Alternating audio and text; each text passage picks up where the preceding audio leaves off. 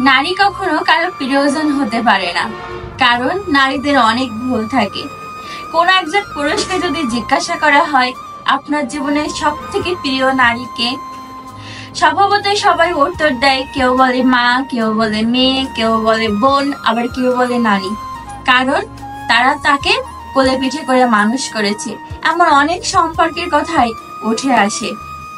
অবাক লাগে, কোনো একজন পুরুষ বলে না যে আমার প্রিয় নারী আমার স্ত্রী বা আমার বউ।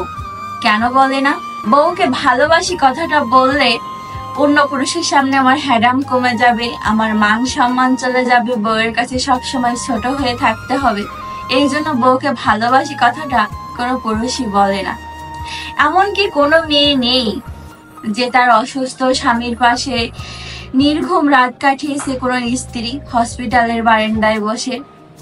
এমনকি কোনো মেয়ে নেই যে অল্প বেতন পাওয়া ছেলেটার হাত ধরে বাপের বাড়ি থেকে শ্বশুর বাড়ি চলে এসেছে।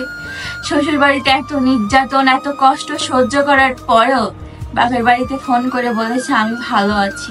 শ্বশুর বাড়িতে ঝাল তরকারি দিয়ে ভাত খাওয়ার পরেও বাপের বাড়িতে ফোন করে বলছে আমি অনেক ভালো মন্দ খাচ্ছি, বিরিয়ানি, মাংস, পোলাও, সব সময় ভালো আছি কথাটা মুখে সব সময় বলছে। নিজের প্রিয় বিছানা, জন্মস্থান, নিজের বাপের বাড়ি, আত্মীয় স্বজন সবাইকে ছেড়ে আসা খুবই সহজ। এজন্য কি নারীরা কারো প্রিয়জন হতে পারে না?